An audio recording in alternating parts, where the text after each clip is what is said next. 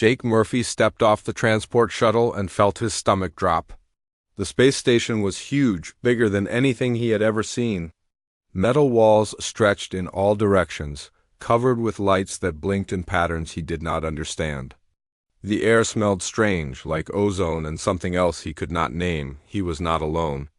Dozens of other beings walked around him, but none of them looked human. Some were tall and covered in what looked like armor plating. Others moved with grace that seemed impossible, their silver skin catching the light as they glided past. A few had multiple arms and heads that seemed too big for their bodies. Jake clutched his duffel bag tighter and tried not to stare. He had seen pictures of alien species before, but seeing them in person was different, much different. "You must be the human," a voice said behind him. Jake turned to see a creature that looked like a cross between a beetle and a person. It stood 8 feet tall, with thick plates covering its body and 4 arms that ended in claws. "I am Voss Carr of the Thrakari. We have heard much about your species." The way Voss said it did not sound like a compliment. Jake stuck out his hand for a handshake, but Voss just looked at it with what might have been confusion. "Right," Jake said, pulling his hand back. "Different customs, indeed," Voss replied. "I wonder how long you will last here." Before Jake could ask what that meant, a loud voice echoed through the station. "All new recruits report to Training Bay 7, now." The voice belonged to the biggest creature Jake had ever seen. It had to be at least 9 feet tall, with scars covering its armored body. This was Commander Vexthal, and everyone seemed afraid of him. Even Voss straightened up and moved quickly toward the training bay. Jake followed the crowd through corridors that seemed to go on forever. The walls were covered with symbols he did not recognize, and the ceiling was so high he could barely see it. Everything felt designed to make him feel small. Training Bay 7 was a massive room filled with equipment that looked like torture devices.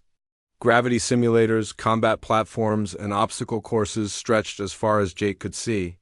The new recruits gathered in the center, and Jake realized he was the only human in the group. Commander Thull stood on a platform above them, his 4 eyes scanning the crowd. When his gaze fell on Jake, it lingered for a moment longer than the others. "Welcome to hell," Commander Thull said, his voice carrying easily through the room. "You think you are warriors. You think you are tough. You are wrong. Most of you will fail. Most of you will quit. Some of you will be carried out on stretchers." Jake felt a chill run down his spine. He had been through basic training in the human military, but this felt different, deadlier. "This is the Galactic Defense Initiative Special Forces Training Program," Commander Thull continued. "Only the best of the best make it through.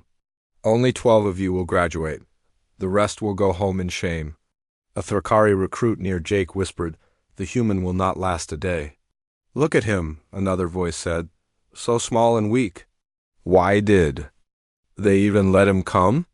Jake pretended not to hear them, but his jaw clenched. He had been dealing with people who thought he was too small his whole life. First in school, then in the military. He was tired of proving himself over and over again. Commander Thull raised one of his clawed hands for silence. "Each species here evolved under different conditions. The Thrakari homeworld has gravity more than twice that of most planets. The Vorthan evolved on heavy worlds with gravity 3 times normal. The Zephyrians come from low-gravity worlds but have reflexes that are faster than most species can even perceive." Jake noticed how the other recruits stood taller when their species were mentioned. He waited to hear about humans, but Commander Thull moved on. "Training begins at 0600 tomorrow. You will be tested in combat, survival, tactics, and endurance. Those who cannot keep up will be removed. Those who show weakness will be removed. Those who give up will be removed." His eyes found Jake again, no exceptions.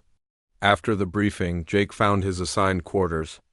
The room was small but clean, with a bed, a desk, and a small window that looked out into space.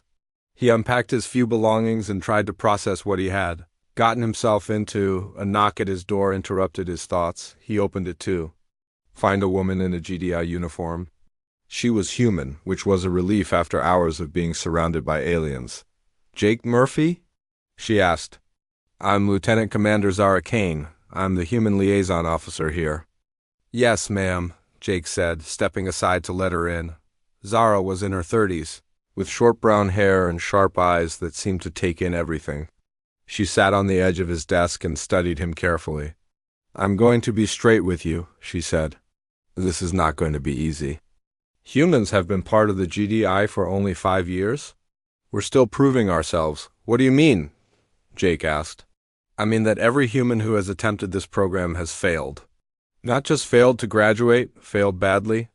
The instructors think humans are weak. The other species think we're a joke. You're carrying the reputation of our entire species on your shoulders. Jake felt the weight of her words. What happened to the others? The first one quit after 3 days, said the training was inhumane. The second one made it a week before he was medically discharged. Broken ribs, torn muscles, concussion. The third one lasted 2 weeks, but had a nervous breakdown during a combat simulation. And now they expect me to fail too, Jake said. They don't expect you to fail, Zara replied. They expect you to break. There's a difference. She stood up and walked to the window. The thing is, Jake, they don't understand humans. They think we're weak because we come from what they call a garden world. Earth has mild gravity, comfortable temperatures, and plenty of resources. They think that makes us soft, but, Jake prompted, but they don't know our history. They don't know about the marathons we run, the mountains we climb, the depths we dive to. They don't know that humans are the only species that actively seeks out challenges just to see if we can overcome them. Jake nodded. He had always been drawn to difficult things. Rock climbing, extreme sports, military service. His friends thought he was crazy, but he felt most alive when he was pushing his limits. The first week is going to be the hardest, Zara continued. They'll test your basic fitness, your reflexes, your ability to work with other species. You'll be behind in almost everything because you don't have their natural advantages. So what do? You do what humans do best. You adapt. You endure. You find a way to turn your weaknesses into strengths. She turned back to him. And you remember that every human who has ever lived has had to prove themselves to someone who thought they were not good enough. After she left, Jake lay on his bed and stared at the ceiling. Through the small window, he could see stars that belonged to solar systems he had never heard of. He was further from home than any human had ever been, surrounded by species that could probably kill him without breaking a sweat, but he was still here. He had made it this far when others had not even been selected for the program. He had been chosen for a reason, even if he did not know what that reason was yet. The next morning would bring the first day of training. Jake did not know what to expect, but he knew one thing for certain. He was not going to be the fourth human to fail. He was going to find a way to succeed, even if it killed him outside his window. The stars seemed to pulse with their own light, as if they were watching him, waiting to see what this small human from a garden world could accomplish in a place designed to break the strongest warriors in the galaxy. Jake closed his eyes and tried to sleep, but his mind kept racing. Tomorrow would be the start of the hardest challenge of his life. He could hardly wait. Jake woke up to the sound of alarms blaring through the station. His body ached from the first 3 weeks of training, but he was still here. That was more than some could say. 5 recruits had already quit, and 3 more had been sent to the medical bay with injuries that ended their chances. He rolled out of bed and checked the time. 5:45. 15 minutes before the official wake-up call. He had learned to get up early to prepare himself mentally for whatever torture the instructors had planned. The training so far had been brutal, but fair. Combat drills, weapons training, survival exercises, and endless physical conditioning. Jake was not the strongest or the fastest, but he was stubborn. When the Thrakari recruits could lift twice as much weight as him, he did twice as many repetitions. When the Zephyrians outran him in sprints, he outlasted them in distance running. The other recruits had started to notice. Some, like Voskar, still made jokes about the weak human. Others, like Luna Vale, a silver-skinned Zephyrian with reflexes, Like lightning had begun to show him a grudging respect, Jake got dressed and headed to the mess hall. The food was designed to meet the nutritional needs of all species, which meant it tasted like cardboard but kept him alive. He ate quickly, knowing that today was different. Today was the day they had all been dreading, the Crucible, Commander. Thull had announced it at the end of the previous day's training. A 5-day combat simulation that would test everything they had learned. It was designed to break the weak and forge the strong. More recruits failed during the Crucible than any other part of the program. Jake finished his meal and headed to the briefing room. The remaining recruits were already there, 43 beings from a dozen different species. They all looked nervous, even the ones who tried to hide it. Commander Thull entered the room with his usual dramatic flair. Behind him walked Instructor Krell, a Thrakari who was almost as big as the commander but twice as mean. Krell was known for his creative ways of making recruits suffer. Today begins the Crucible, Commander Thull announced. For the next 5 days, you will face combat scenarios designed to simulate real battlefield conditions. You will be tested on different worlds, under different gravity conditions, against different enemies. Jake felt his heart rate increase. He had heard rumors about the Crucible from other recruits who had friends in previous classes. None of the stories were good. Each species will face training conditions that match their homeworld gravity, plus an additional 50% load, Commander Thull continued. This is to simulate the stress of combat while wearing full battle gear. Instructor Krell stepped forward, a data pad in his massive claws. Thrakari candidates will train at 3.45 times standard gravity. Vorthan candidates at 4.65 times.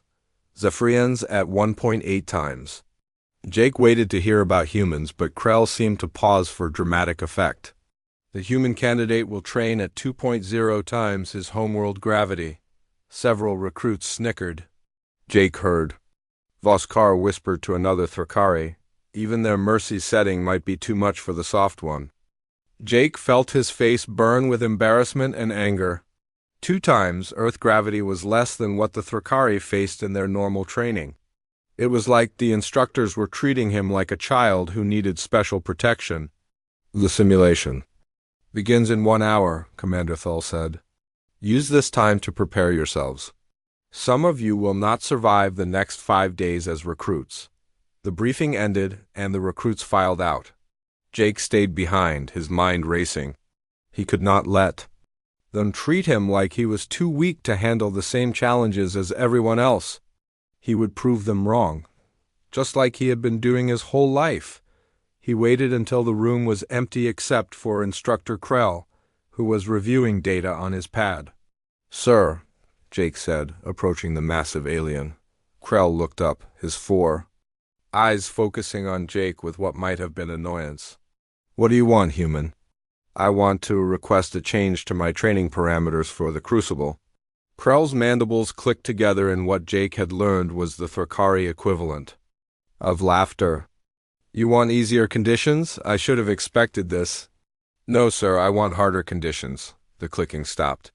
Krell stared at Jake for a long moment, as if trying to determine if the human was serious or insane. Explain, Krell said finally. Jake took a deep breath. I want to train at 3.0 times Earth gravity, higher than what most of your people face. That is impossible, Krell replied.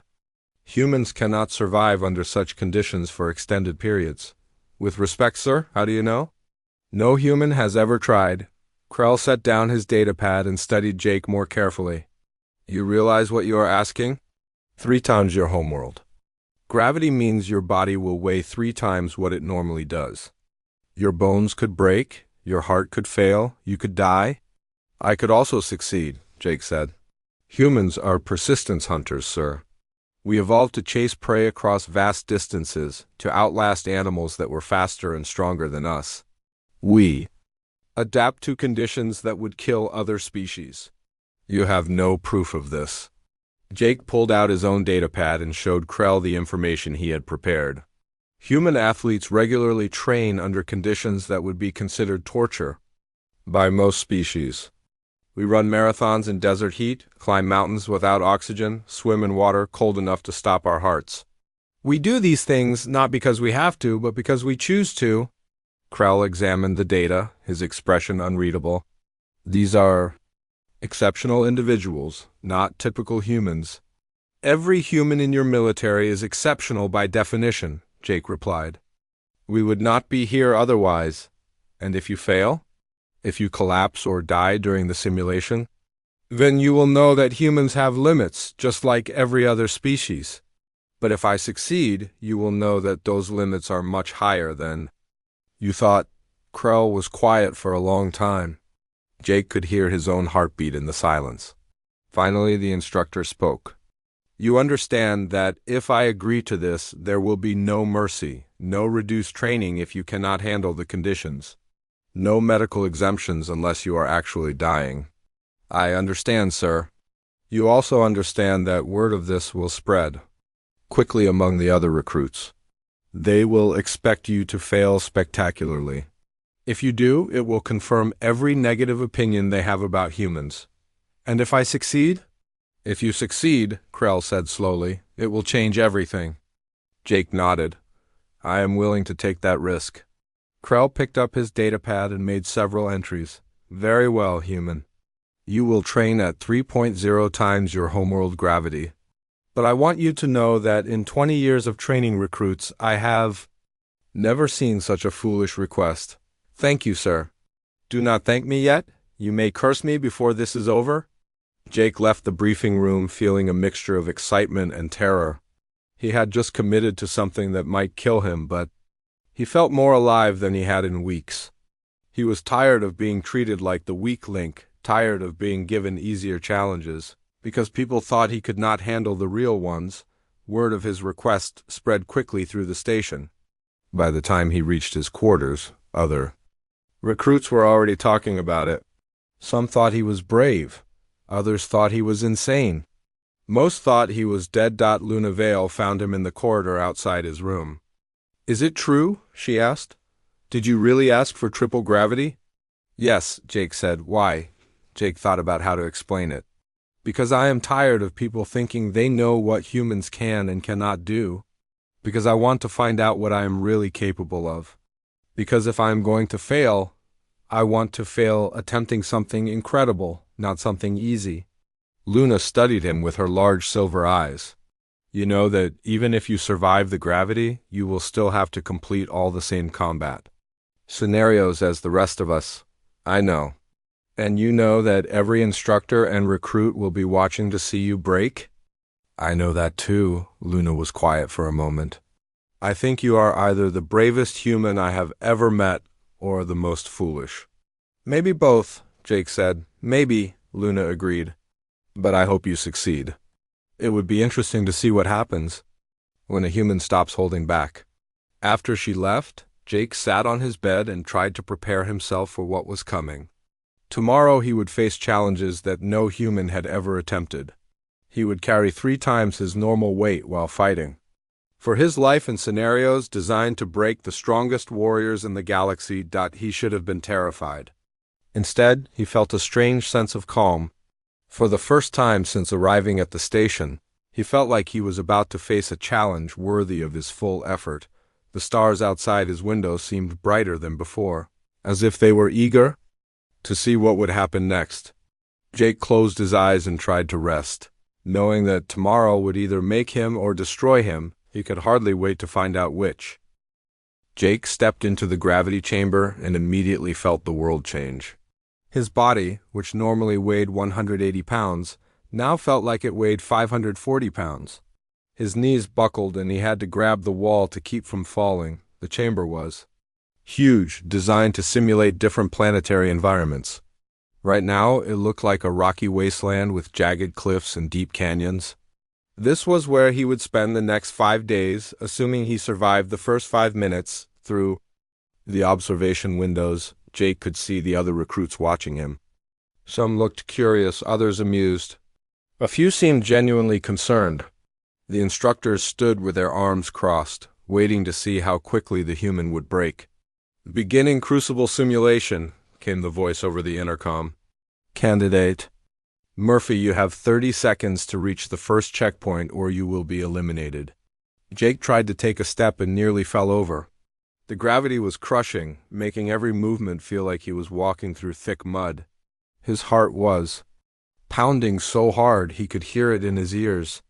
His lungs struggled to draw enough air to keep him conscious.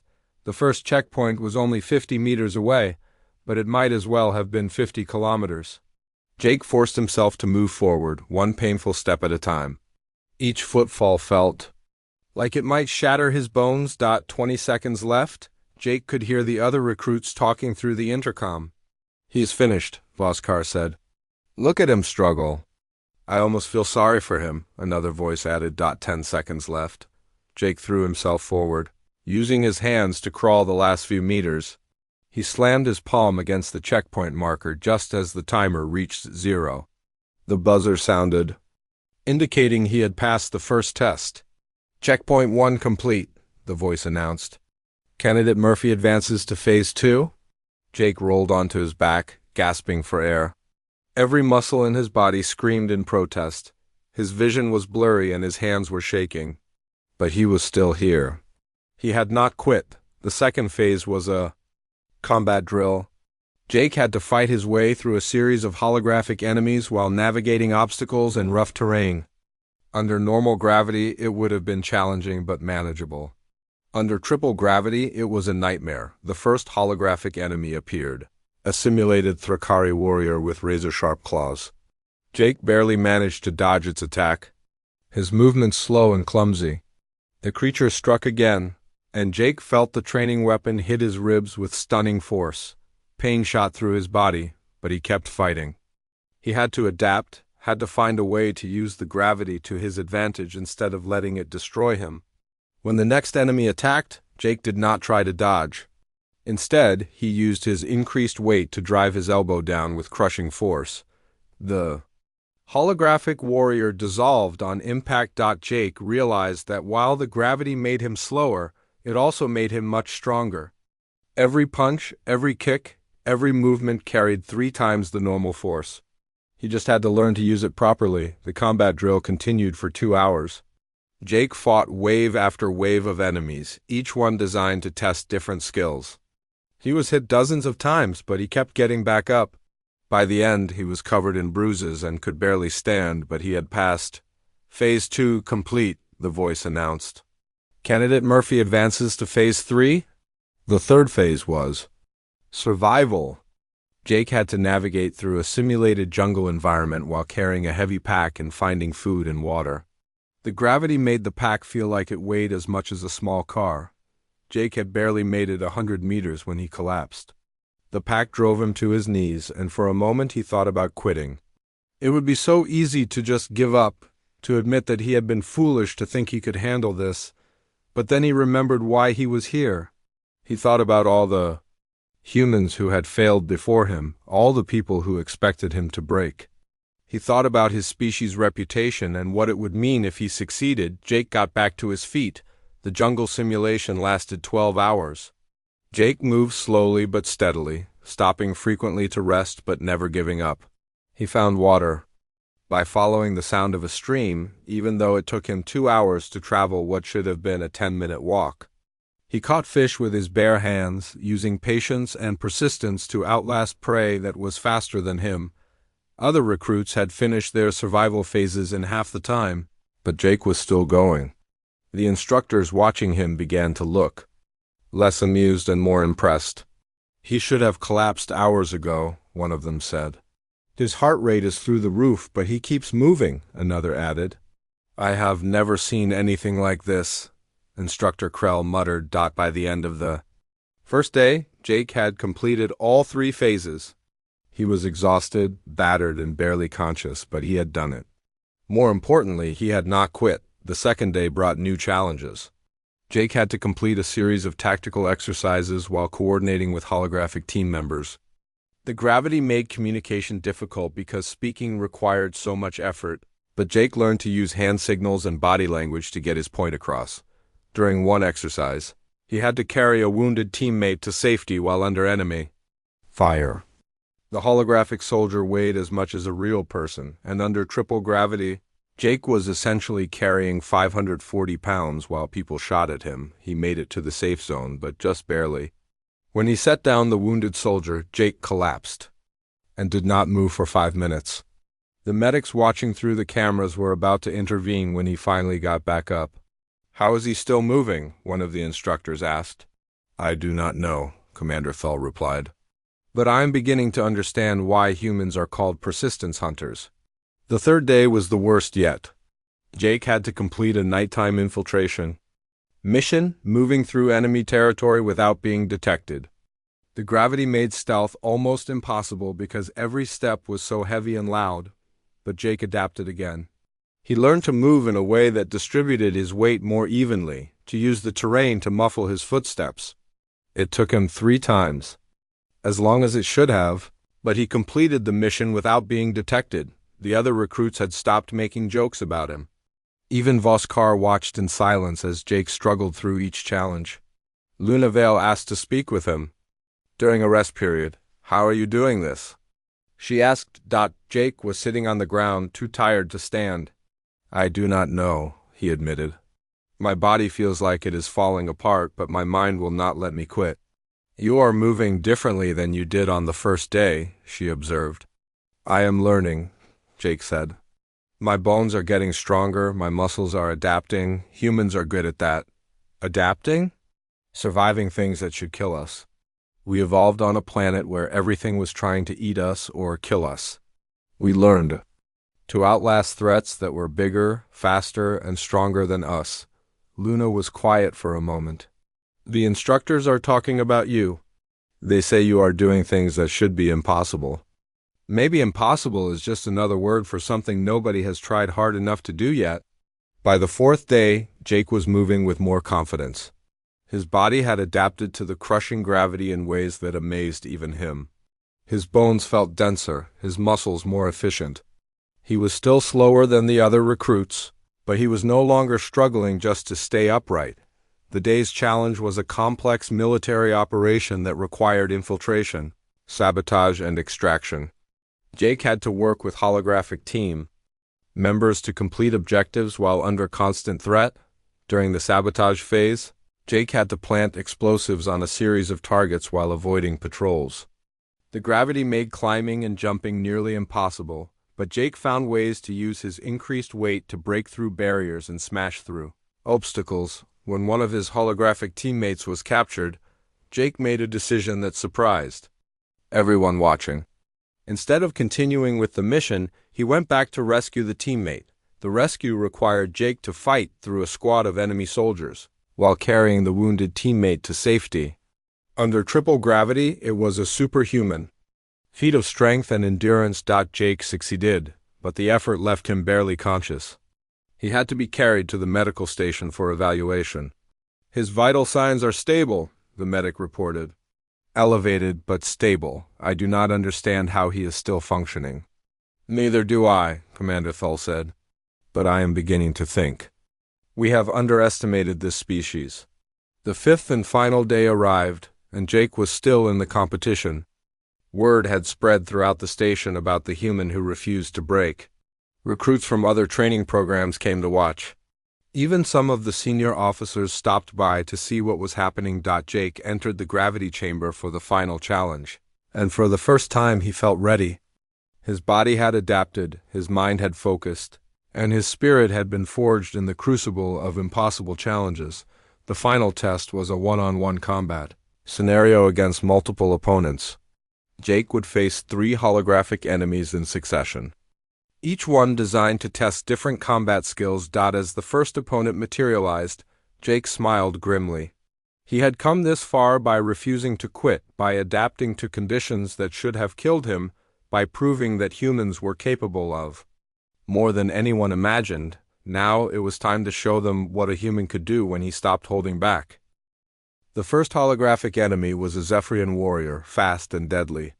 Under normal gravity, Jake would have struggled to keep up with its lightning-quick attacks. But under triple gravity, something amazing happened. Jake moved with purpose and power he had never felt before. When the holographic warrior struck at him, Jake did not try to match its speed. Instead, he used his increased weight and strength to deliver crushing counterattacks. His fist connected with the enemy's chest, and the hologram dissolved instantly from the force of impact. The second opponent was a Vorthan soldier, armed with multiple weapons and using complex tactics. Jake faced it head-on, his movements now efficient and deadly. Every punch carried the force of 3 normal punches. Every kick could shatter bones. The Vorthan lasted less than 2 minutes. The third enemy was a Thrakari warrior, the most dangerous opponent yet. It was faster than Jake, stronger than Jake, and had natural armor that could stop most attacks. But Jake had something the hologram did not have. He had 5 days of impossible training that had changed him in ways even he did not fully understand. The fight lasted 10 minutes. Jake took several hits that would have dropped him a week ago, but now he barely felt them. His bones had become denser, his muscles more powerful. When he finally landed the finishing blow, the holographic Thrakari exploded into fragments of light. Jake stood in the center of the chamber, breathing hard but still standing. Through the observation windows, he could see dozens of faces staring at him in shock. The training bay was completely silent. "Final phase complete," the voice announced. "Candidate Murphy has successfully completed the crucible under triple gravity conditions." The gravity in the chamber returned to normal, and Jake almost fell over from the sudden change. Walking now felt like floating. He had gotten so used to the crushing weight that normal gravity felt strange and light. Commander Thull entered the chamber, followed by several other instructors. They all stared at Jake as if he were some kind of alien creature they had never seen before. "Explain to me how this is possible," Commander Thull said. Jake thought for a moment. "I do not know, sir. I just refuse to quit." "That is not an answer. You have done things that should be impossible for your species. You have adapted to conditions that should have killed you." Dr. Nix Caldrus, the station's chief medical officer, stepped forward. He was a Vorthan with 4 arms and a head that looked too big for his body. "I have been monitoring your vital signs throughout the crucible. The changes in your body are remarkable." "What kind of changes?" Jake asked. "Your bone density has increased by 12% in 5 days. Your muscle fibers have reorganized to become more efficient. Your cardiovascular system has adapted to handle stress levels that would kill most beings." "This should not be possible." Commander Thull looked at Dr. Caldrus. "Have you seen anything like this before?" "Never. I need to run more tests, but I believe we are seeing something that no other species can do. Humans appear to be capable of rapid adaptation under extreme stress." Word of Jake's performance spread through the station like wildfire. Within hours, everyone knew about the human who had not only survived triple gravity but had thrived under it. Recruits from other training programs came to see him. Instructors who had never spoken to him before wanted to know his secrets. During the evening meal, Jake found himself surrounded by curious aliens. Luna Vale sat across from him, studying him with her large silver eyes. "You look different," she said. "Different how?" "Stronger. More confident." "Like you finally know who you are?" Jake thought about that. She was right. 5 days ago, he had been the weak human struggling to keep up with alien warriors. Now he felt like he could take on anyone. Voskar approached their table, his 4 arms crossed over his armored chest. Jake tensed, expecting another insult or challenge. "Human," Voss said formally. "I owe you an apology." Jake blinked in surprise. "You do?" "I said you were weak. I said you would not last. I was wrong." Voss extended one of his clawed hands. "You have earned my respect." Jake shook the offered hand, careful not to squeeze too hard. His new strength still felt strange and unfamiliar. "How did you know?" Voss asked. "How did you know you could do this?" "I did not know," Jake admitted. "I just knew I had to try. Humans have always been good at doing things we are not supposed to be able to do." "Explain." Jake looked around the table at the curious faces surrounding him. "On my planet, humans do things that would seem impossible to other species. We run races that last for days without stopping. We climb mountains so high that the air is too thin to breathe. We swim in water so cold it should freeze our blood. Why? Luna asked. Why do you do these things? Because they are there? Because they are hard. Because someone said we could not do them. Jake paused, trying to find the right words. Humans evolved as hunters who caught prey by chasing it until it collapsed from exhaustion. We may not be the fastest or strongest, but we never give up. Dr. Caldrus appeared at their table carrying a datapad. Jake, I have completed my analysis of your medical data. The results are extraordinary. What did you find? Your species appears to have evolved mechanisms for rapid adaptation that no other known species possesses. Under extreme stress, human bodies can restructure themselves in ways that should take generations to evolve. Jake frowned. I do not understand. Let me give you an example. When most species are placed under high gravity, their bodies break. Down bones crack, muscles tear, organs fail. But your body did the opposite. It became stronger, denser, more efficient. Is that normal for humans? I do not know. You are the first human to attempt anything like this. But based on your historical data, I believe all humans have this potential. Your species just has never pushed hard enough to activate it. The conversation was interrupted by an announcement over the station's communication system. All personnel report to the main assembly hall. Priority briefing in 10 minutes. The assembly hall was packed with hundreds of beings from dozens of species. Jake found a seat near the back, trying to avoid attention. But he could feel eyes on him from all directions. Commander Thull took the stage, his massive form commanding instant silence. Today we witnessed something unprecedented. A human recruit not only survived conditions that should have killed him, but excelled under them. Jake felt his face burn with embarrassment as every eye in the room turned toward him. This has forced us to reconsider everything we thought we knew about human capabilities, Commander Thull continued. Effective immediately, we are implementing new training protocols based on what we have learned. A holographic display appeared behind the commander, showing training statistics and projections. All future recruits will have the option to train under enhanced conditions, similar to what candidate Murphy attempted. Human advisors will be brought in to help develop these programs. Jake could hardly believe what he was hearing. His crazy decision to request triple gravity was changing the entire training program. Furthermore, Commander Thull announced, we are recommending that the Galactic Defense Initiative establish a new training facility specifically designed to test the limits of what different species can achieve under extreme conditions. The announcement sent murmurs through the crowd. Jake heard fragments of conversation in a dozen different languages, all talking about him and what he had accomplished. After the briefing, Jake made his way back to his quarters. He was exhausted, but also exhilarated.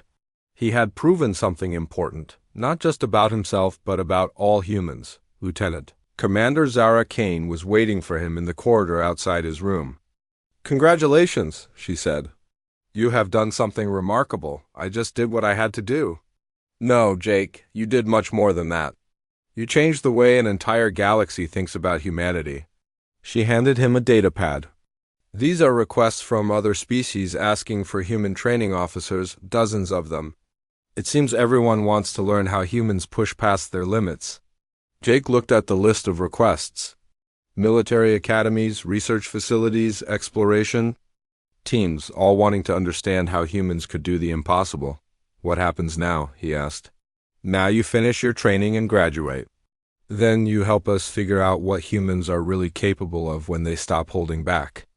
Jake smiled as he entered his quarters.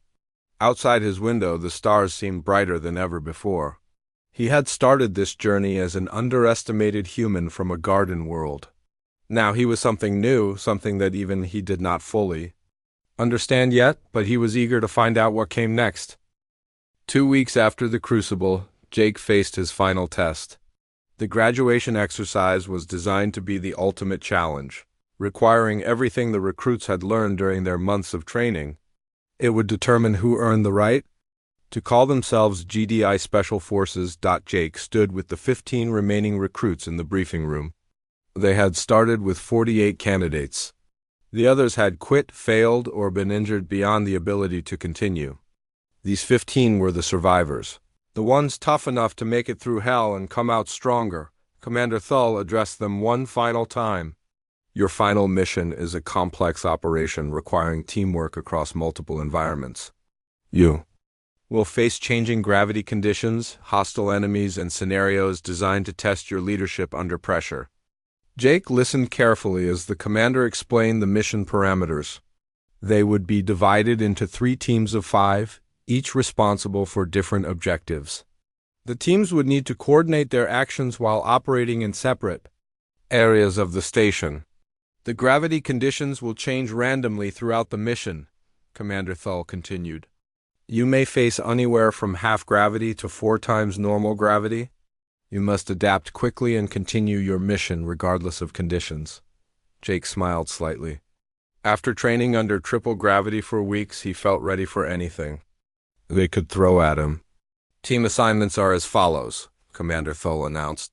Team Alpha will be led by Voskar, Team Beta by Luna Vale, Team Gamma by Jake Murphy. Jake felt a surge of pride and nervousness. He had been chosen to lead a team of alien warriors, beings who had initially seen him as the weak link. Now they would follow his orders. His team consisted of 2 Thrakari, 1 Vorthan, and 1 Zephyrion. All of them had initially doubted his abilities. Now they looked at him with respect and curiosity. Team Gamma will be responsible for the most dangerous objective, Commander Thull explained. You must infiltrate the station's power core and plant explosive charges while the facility is defended by automated systems and holographic enemies. Jake felt his team members shift nervously. The power core was in the deepest part of the station, protected by the most advanced security systems available. Sir, one of Jake's Thrakari teammates said, what gravity conditions will we face in the power core? Unknown, Commander Thull replied. The gravity will be controlled by the stations. Defensive systems? It could be anything. The mission began at dawn. Jake led his team through the station's maintenance tunnels, moving carefully to avoid detection. The first gravity change came without warning. One moment they were walking normally, the next they were in 2.5 times normal gravity. Jake's teammates struggled with the sudden change, but Jake barely noticed. Months of training under extreme conditions had prepared him for this. He helped his teammates adapt, showing them techniques he had learned from moving efficiently under high gravity. How does he make it look so easy? One Thrakari whispered to the other. Because he has been training under worse conditions than this for months, the Vorthan replied. We thought the instructors were being cruel to him. Now I think they were preparing him for moments like this. They reached the first checkpoint without being detected. Jake studied the security grid ahead of them, looking for patterns and weaknesses. The automated defense systems were designed to stop normal infiltration attempts, but Jake had learned to think differently. We go through, not around, he told his team. That is suicide, the Zephyrian protested. Those defense systems will tear us apart. Not if we use them against each other, Jake said. He explained his plan, and his teammates stared at him in amazement. That is either brilliant or completely insane, one Thrakari said. Sometimes those are the same thing, Jake replied. They executed Jake's plan perfectly. By timing their movements carefully and using the defense system's own targeting protocols against them, they disabled the entire security grid without triggering a single alarm. Impossible, came Instructor Krell's voice over the communication system. How did they do that? The human is thinking like a human, Commander Thull replied. He is not following standard tactics. The next section required them to navigate through a series of chambers with randomly changing gravity. Jake's team moved through smoothly while other teams struggled. Jake had taught his teammates to move like humans, to adapt quickly instead of fighting the conditions. They reached the power core ahead of schedule. The chamber was massive, filled with energy conduits and reactor components that hummed with barely contained power.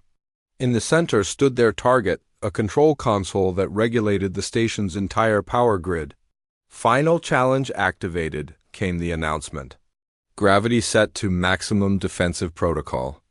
Jake felt the familiar crushing weight as gravity increased to 4.2 times normal. His teammates collapsed immediately, unable to function under such extreme conditions. Even Jake struggled, gasping for air as his body fought against the impossible. Wait. Through the communication system, they could hear the other teams reporting similar problems. No one could function under such extreme gravity. The mission was impossible, but Jake had not come this far to quit now. He forced himself to his feet, his muscles screaming in protest. Each step toward the control console felt like walking through molten steel. "Jake, stop!" Luna's voice came over the radio. "It is too dangerous. The mission is a failure." "No," Jake gasped. "Humans do not fail. We adapt." He reached the control console and began placing the explosive charges. His hands shook from the effort, but he worked steadily and carefully. Each movement required tremendous willpower, but he refused to give up. Halfway through the process, an alarm sounded. Security drones appeared, their weapons trained on Jake. Under normal gravity, he could have fought them. Under 4.2 times gravity, it should have been impossible, but Jake had learned something during his months of training. The heavier he was, the more force he could generate. When the first drone attacked, Jake did not try to dodge. He grabbed it with both hands and crushed it like an empty can. The second drone fired its weapon, hitting Jake in the shoulder. Pain shot through his body, but he kept moving. He destroyed the second drone with a single punch that would have been impossible. Under normal gravity, the third drone hesitated, as if confused by what it was seeing. Jake took advantage of the pause to finish placing the charges.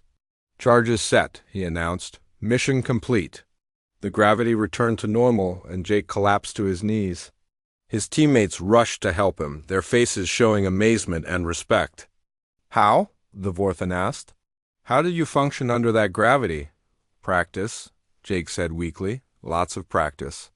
The graduation ceremony was held in the station's main assembly hall. Dignitaries from across the galaxy attended via hologram, including leaders from the major species and high-ranking GDI officials. Commander Thiel stood at the podium, his scarred face showing something that might have been pride. "Today we graduate the most exceptional class in the history of this program. 15 warriors who have proven themselves worthy of the GDI Special Forces designation." Jake stood with his fellow graduates, wearing the black uniform that marked them as elite soldiers. All 15 had made it through the final mission, though Jake's performance had been the most remarkable. "One graduate deserves special recognition," Commander Thull continued. "Jake Murphy has not only exceeded all expectations, but has changed the way we think about training and human potential." Jake stepped forward as his name was called. Commander Thull handed him a medal he had never seen before. "This is the Star of Exceptional Achievement," Commander Thull explained. "It has only been awarded 3 times in GDI history. You are the first human to receive it." The ceremony continued with the announcement of their first assignments. Jake was shocked to learn that he would be commanding his own unit, a mixed species team tasked with establishing new training protocols based on his methods. "You will be stationed at the new Extreme Conditions Training Facility," Commander Thull announced. "Your mission is to help other species discover their own hidden potential." After the ceremony, Jake found himself surrounded by his former classmates. Even Voskar, who had initially mocked him, approached with respect. "I was wrong about humans," Vos said. "You have shown us that strength is not about natural advantages. It is about refusing to accept limitations." Luna Vale joined them, her silver skin reflecting the lights of the assembly hall. "What will you do now?" she asked. "I will teach others what I learned," Jake said. "That the only real limitations are the ones we accept." Dr. Caldress appeared with a datapad full of requests. "Every major military academy in the galaxy wants human training advisors," he said. "They want to understand how your species pushes past impossible barriers." Jake looked at the requests, amazed by the response. "I guess word travels fast." "You have started something significant," Dr. Caldress said. "Humans are no longer seen as the weak species from a garden world. You are now known as the species that makes impossible things possible." Later that evening, Jake stood at the observation, deck, looking out at the stars. Lieutenant Commander Zara Kane joined him, carrying 2 cups of coffee. "Congratulations," she said, handing him a cup. "You have exceeded every expectation."